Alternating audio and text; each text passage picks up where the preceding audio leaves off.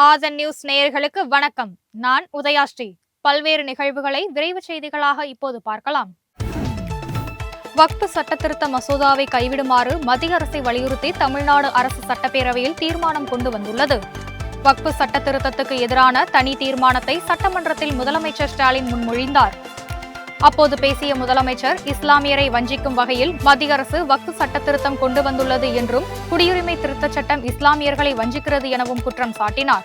முதலமைச்சர் கொண்டு வந்த இந்த தனி தீர்மானம் பாஜகவின் எதிர்ப்பையும் மீறி நிறைவேற்றப்பட்டது.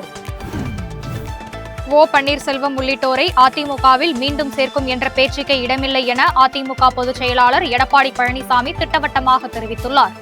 சென்னையில் செய்தியாளர்களுக்கு பேட்டியளித்த அவர், கோவிலாக கருதும் அதிமுக அலுவலகத்தை ரவுடிகள் மூலம் தாக்கிய ஓ பன்னீர்செல்வத்தை கட்சியில் இணைக்க முடியாது என்றும், பிரிந்தவர்களை மீண்டும் கட்சியில் இணைப்பது சாத்தியமில்லை என்றும் தெரிவித்தார்.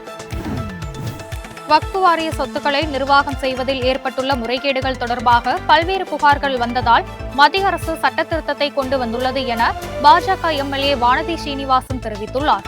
மத்திய அரசின் வக்ஃப் வாரிய சட்டத்திருத்த மசோதாவிற்கு எதிரான தனி தீர்மானத்திற்கு எதிர்ப்பு தெரிவித்து சட்டசபையிலிருந்து பாஜக வெளிநடப்பு செய்தது. பின்னர் செய்தியாளர்களுக்கு பேட்டியளித்த வானதி ஸ்ரீனிவாசன், வக்ஃப் ஜனநாயக முறைப்படி சட்டத்திருத்தத்தை கொண்டு வருவதற்கு மத்திய அரசுக்கு அதிகாரம் உள்ளது என கூறினார். வக்ஃப் வாரிய சட்டத்திருத்தம் சிறுபான்மையினருக்கு எதிரானது என சட்டப்பேரவையில் தமிழக வாழ்வுரிமை கட்சித் தலைவர் வேல்முருகன் தெரிவித்துள்ளார். தனி தீர்மானத்தை ஆதரித்து பேசிய அவர், மத்திய அரசு தொடர்ச்சியாக இஸ்லாமியர்களுக்கு எதிராக செயல்படுகிறது என்றும், மத்திய அரசு கொண்டு வந்துள்ள வக்ஃப் சட்டத்திருத்த மசோதா இஸ்லாமிய மக்களிடையே குழப்பத்தை உருவாக்கி பிளவை ஏற்படுத்தும் மசோதா என்றும் அவர் குற்றம் சாட்டியுள்ளார். பின்னர் செய்தியாளர்களுக்கு பேட்டியளித்த வானதி ஸ்ரீனிவாசன், வக்ஃப் ஜனநாயக முறைப்படி சட்டத்திருத்தத்தை கொண்டு வருவதற்கு மத்திய அரசுக்கு அதிகாரம் உள்ளது என கூறினார்.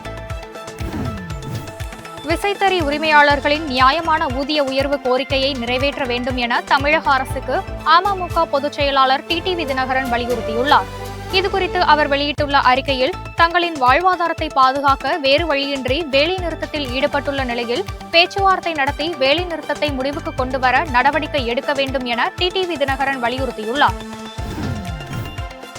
இந்தியாவின் இரும்பு மனிதர் சர்தார் வல்லபாய் பட்டேலின் மறு உருவமாக உள்துறை அமைச்சர் அமித்ஷா திகழ்கிறார் என்று அதிமுக முன்னாள் அமைச்சர் RP உதயகுமார் தெரிவித்துள்ளார். இதுகுறித்து அவர் வெளியிட்டுள்ள வீடியோ பதிவில், டெல்லியில் அமித்ஷாவை சந்தித்த எடப்பாடி பழனிசாமி, இருமொழிக் கொள்கையை தொடர்ந்து கடைபிடிக்க வேண்டும் என்றும், நாடாளுமன்ற மறுசீரமைப்பு தமிழகத்துக்கு பாதிப்பு ஏற்படாத வகையில் நடக்க வேண்டும் என்றும் கோரிக்கை வைத்ததாக RP உதயகுமார் கூறியுள்ளார். வஞ்சக கூட்டம் கதற கதற தமிழ்நாடு முன்னேறிக் கொண்டே இருக்கும் என்று அமைச்சர் TRB ராஜா தெரிவித்துள்ளார்.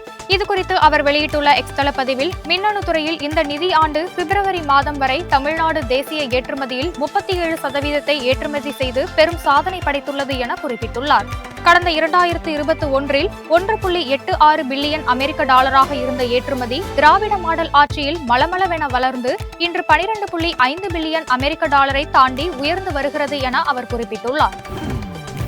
தமிழகத்தில் வானிலை முன்னறிவிப்பில் ஹிந்தி மொழி சேர்க்கப்பட்டுள்ளது. இதுவரை தமிழ் மற்றும் ஆங்கிலத்தில் மட்டுமே வானிலை அறிக்கை வெளியான நிலையில் தற்போது முதல் முறையாக ஹிந்தி மொழியிலும் அது வெளியிடப்பட்டுள்ளது.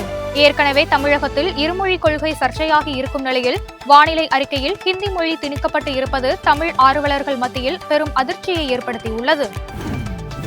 தமிழகம், புதுச்சேரி மற்றும் காரைக்கால் பகுதிகளுக்கான வானிலை முன்னறிவிப்பு ஹிந்தியிலும் வழங்கப்படுவதற்கு மார்க்சிஸ்ட் கம்யூனிஸ்ட் நாடாளுமன்ற உறுப்பினர் சு வெங்கடேசன் கண்டனம் தெரிவித்துள்ளார்.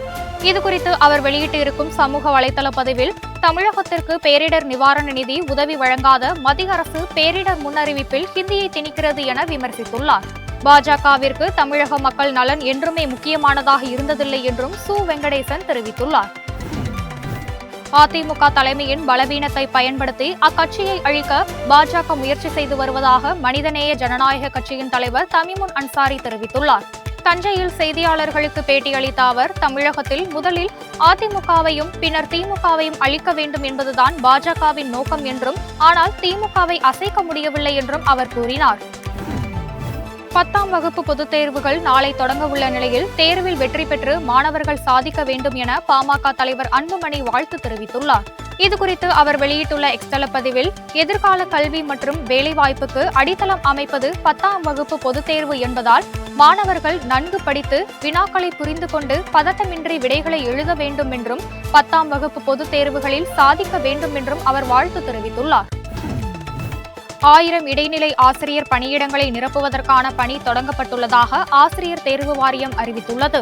அரசின் தொடக்க கல்வித்துறையில் காலியாக உள்ள 1768 இடைநிலை ஆசிரியர் பணியிடங்களுக்கான தேர்வு கடந்த ஆண்டு ஜூலையில் நடைபெற்றது. அதனைத் தொடர்ந்து 1768 இடைநிலை ஆசிரியர் பணியிடங்களுடன் கூடுதலாக 1000 இடங்கள் சேர்த்து மொத்தம் 2768 இடங்கள் நிரப்பப்பட உள்ளதாக ஆசிரியர் தேர்வு வாரியம் ஜூலை மாதம் அறிவித்தது. கொடநாடு கொலை கொள்ளை வழக்கில் கோவை சிபிசிஐடி அலுவலகத்தில் ஜெயலலிதாவின் வளர்ப்பு மகன் சுதாகரன் ஆஜரானார். கொடநாடு கொலை கொள்ளை வழக்கின் விசாரணை தீவிரமடைந்து வரும் நிலையில் கடந்த சில தினங்களுக்கு முன்பாக சிபிசிஐடி தனிப்படை போலீசார் ஜெயலலிதாவின் முன்னாள் வளர்ப்பு மகனும் கொடநாடு எஸ்டேட்டின் முன்னாள் பங்குதாரருமான சுதாகரனுக்கு சம்மன் அனுப்பியிருந்தனர். அதன் அடிப்படையில் காஞ்சிபுரம் பகுதியில் உள்ள சிபிசிஐடி அலுவலகத்தில் விசாரணைக்காக ஆஜரான சுதாகரனிடம் சிபிசிஐடி தனிப்படை அதிகாரிகள் விசாரணை நடத்தினர். ஆன்லைன் சூதாட்டங்களை தடை செய்வதற்காக புதிய சட்டத்தை சட்டப்பேரவையில் உடனடியாக நிறைவேற்ற வேண்டும் என்று பாமக நிறுவனர் ராமதாஸ் தெரிவித்துள்ளார். இதுகுறித்து அவர் வெளியிட்டுள்ள எக்ஸ்தல பதிவில், திண்டுக்கல் மாவட்டம் செந்துறை குறும்பட்டியைச் சேர்ந்த மகேந்திரன் என்ற பால் வணிகர் ஆன்லைன் சூதாட்டத்தில் லட்சக்கணக்கில் பணத்தை இழந்ததால் ஏற்பட்ட கடன் மற்றும் மன உளைச்சல் காரணமாக தற்கொலை செய்து கொண்டதாக தெரிவித்துள்ளார். ஆன்லைன் சூதாட்டத்தில் இதுவரை 86 பேர் தற்கொலை செய்துள்ள நிலையில் உடனடியாக புதிய சட்டத்தை இயற்ற வேண்டும் என ராமதாஸ் வலியுறுத்தியுள்ளார். பாஜக மாநில தலைவர் அண்ணாமலை டெல்லி சென்றதற்கான காரணத்தை அவரிடம்தான் கேட்க வேண்டும் என அதிமுக பொதுச் செயலாளர் எடப்பாடி பழனிசாமி தெரிவித்துள்ளார். தூத்துக்குடி விமான நிலையத்தில் செய்தியாளர்களுக்கு பேட்டியளித்த அவர், மத்திய உள்துறை அமைச்சர் அமித்ஷாவை சந்தித்து தமிழக திட்டங்களுக்கான நிலுவைத் தொகையை விடுவிக்க வேண்டி கோரிக்கை மனு வழங்கியதாக தெரிவித்தார். சென்னையில் ஆபரண தங்கத்தின் விலை சவரனுக்கு 320 ரூபாய் உயர்ந்து ஒரு சவரன் 65,880 ரூபாய்க்கு விற்பனை செய்யப்படுகிறது. கிராமுக்கு 40 ரூபாய் அதிகரித்து ஒரு கிராம் 8,235 ரூபாய்க்கு விற்பனையாகிறது. வெள்ளி விலையில் எந்த மாற்றமும் இன்றி ஒரு கிராம் வெள்ளி 111 ரூபாய்க்கு விற்பனையாகிறது. தமிழ்நாட்டில் அடுத்த 5 நாட்களுக்கு வெப்பம் 105 டிகிரி செல்சியஸ் வரை பதிவாக வாய்ப்புள்ளதாக வானிலை ஆய்வு மையம் எச்சரித்துள்ளது. வேலூர், திருப்பத்தூர், தருமபுரி, கள்ளக்குறிச்சி, திருச்சி, கரூர், மதுரை, ஈரோடு, சேலம், விருதுநகர், சென்னை, செங்கல்பட்டு, கடலூர், மயிலாடுதுறை, நாகப்பட்டினம் ஆகிய மாவட்டங்களில் 100 டிகிரி செல்சியஸை தாண்டி வெயிலின் தாக்கம் இருக்கும் என வானிலை ஆய்வு மையம் தெரிவித்துள்ளது. புதுக்கோட்டை மாவட்டம் அறந்தாங்கி அருகே அரசு உயர்நிலைப் பள்ளியில் கட்டிடம் இல்லாமல் கடந்த 6 ஆண்டு காலமாக மரத்தடியில் மாணவர்கள் கல்வி பயிலும் அவலநிலை ஏற்பட்டுள்ளது. இது தொடர்பாக சட்டமன்ற உறுப்பினர் மற்றும் மாவட்ட நிர்வாகத்திற்கு பலமுறை கோரிக்கை வைத்தும் எந்த ஒரு நடவடிக்கையும் எடுக்கவில்லை என குற்றம் சாட்டியுள்ள பெற்றோர்கள், இது தொடர்பாக சட்டமன்ற உறுப்பினர் மற்றும் மாவட்ட நிர்வாகத்திற்கு பலமுறை கோரிக்கை வைத்தும் எந்த ஒரு நடவடிக்கையும் எடுக்கவில்லை என்று குற்றம் சாட்டியுள்ள பெற்றோர்கள் மற்றும் இப்பகுதி மக்கள் தமிழக அரசு தனி கவனம் செலுத்தி பள்ளிகளுக்கு புதிய கட்டிடங்களை கட்டித்தர வேண்டும் என்று கோரிக்கை விடுத்துள்ளனர். தேனி மாவட்டம் ஆண்டிப்பட்டி அருகே சித்தார்பட்டி, கணேசபுரம் உள்ளிட்ட பகுதிகளில் சின்ன வெங்காயத்திற்கு உரிய விலை கிடைக்காததால் விவசாயிகள் கவலை அடைந்துள்ளனர். 1 கிலோ வெறும் 10 ரூபாய்க்கு மட்டுமே ஏலம் போவதால் வேதனையடைந்த விவசாயிகள் சின்ன வெங்காயத்திற்கு கூடுதல் விலை நிர்ணயம் செய்ய வேண்டும் என கோரிக்கை விடுத்துள்ளனர். சேலம் மாவட்ட கூட்டத்தில் அதிமுக, திமுக கவுன்சிலர்கள் இடையே கடும் வாக்குவாதம் ஏற்பட்டது. அதிமுக கவுன்சிலர்கள் கேட்ட கேள்விகளுக்கு மேயருக்கு பதிலாக திமுகவினர் பதிலளித்து பேசினார்கள். இதற்கு அதிமுக உறுப்பினர்கள் எதிர்ப்பு தெரிவித்த போது இருதரப்பிற்கும் இடையே காரசார வாக்குவாதம் ஏற்பட்டது. இதன் காரணமாக மாநகராட்சி மேயர் ராமச்சந்திரன் தலைமையில் நடைபெற்ற மாமன்ற கூட்டத்தில் பரபரப்பு நிலவியது. தென்னிந்திய தர்காக்கள் மற்றும் பள்ளிவாசல் அசோசியேஷன் சார்பாக சென்னையில் ரமலான் மத நல்லிணக்கண இஃப்தார் விழா நடைபெற்றது. சென்னை திருவல்லிக்கேணியில் நடைபெற்ற இந்த மத நல்லிணக்கண இஃப்தார் விழாவில் அரசியல் கட்சியினர், வக்ஃப் வாரிய உறுப்பினர்கள் உட்பட ஏராளமானோர் கலந்து கொண்டனர். திருவண்ணாமலை அண்ணாமலையார் கோயிலில் திரைப்பட இயக்குனர் விக்னேஷ் சிவன் சுவாமி தரிசனம் செய்தார். கோவில் நிர்வாகம் சார்பில் அவருக்கு மரியாதையும் பிரசாதங்களும் வழங்கப்பட்டன. விக்னேஷ் சிவன் இயக்கிய லவ் இன்சூரன்ஸ் கம்பெனி என்ற திரைப்படம் விரைவில் வெளியாக உள்ள நிலையில் திருவண்ணாமலையில் அவர் சுவாமி தரிசனம் செய்தார். விக்னேஷ் சிவனுடன் கோவிலில் இருந்த பக்தர்கள் செல்ஃபி எடுத்து மகிழ்ந்தனர். யூனியன் பிரதேசமாக இருக்கும் புதுச்சேரிக்கு மாநில அந்தஸ்து கோரி சட்டப்பேரவையில் ஒருமனதாக தீர்மானம் நிறைவேற்றப்பட்டுள்ளது. சட்டப்பேரவையில் இன்று இந்தியா கூட்டணி சார்பில் எதிர்க்கட்சித் தலைவர் சிவா மற்றும் திமுக, காங்கிரஸ் உறுப்பினர்கள் இந்த தீர்மானங்களை கொண்டு வந்தனர். புதுச்சேரிக்கு மாநில அந்தஸ்து கோரி பேரவையில் 16வது முறையாக தீர்மானம் நிறைவேற்றப்பட்டுள்ளது. 2027ஆம் ஆண்டு உலகின் 3வது பெரிய பொருளாதார நாடாக இந்தியா உருவெடுக்கும் என்று சர்வதேச நிதி நாணயம் தெரிவித்துள்ளது. இதுகுறித்து சர்வதேச நிதி நாணயம் வெளியிட்டுள்ள தரவறிக்கையில் உலகின் 5வது பெரிய பொருளாதாரமாக இருக்கும் இந்தியா கடந்த 10 ஆண்டுகால பொருளாதாரத்தில் 105% வளர்ச்சி அடைந்துள்ளதாக கூறப்பட்டுள்ளது.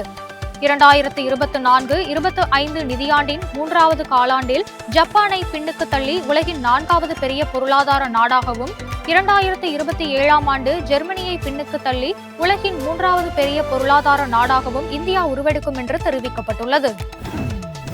இறக்குமதி வாகனங்களுக்கு 25% வரி விதிக்கப்படும் என்றும், உள்நாட்டில் கார்களை உற்பத்தி செய்தால் வரி கிடையாது என்றும் அமெரிக்க அதிபர் டொனால்டு டிரம்ப் தெரிவித்துள்ளார். இதுகுறித்து வெள்ளை மாளிகையில் செய்தியாளர்களுக்கு பேட்டியளித்த அதிபர் டிரம்ப், அமெரிக்காவில் உற்பத்தி செய்யப்படாத எல்லா கார்களுக்கும் இந்த 25% வரி பொருந்தும் என்றும், இந்த புதிய உத்தரவு அடுத்த மாதம் 3ஆம் தேதி முதல் நடைமுறைக்கு வரவுள்ளதாகவும் கூறினார். இத்துடன் இந்த செய்திகள் நிறைவடைகின்றன. செய்திகளை உடனுக்குடன் தெரிந்து கொள்ள இணைந்திருங்கள் ஆதனுடன்.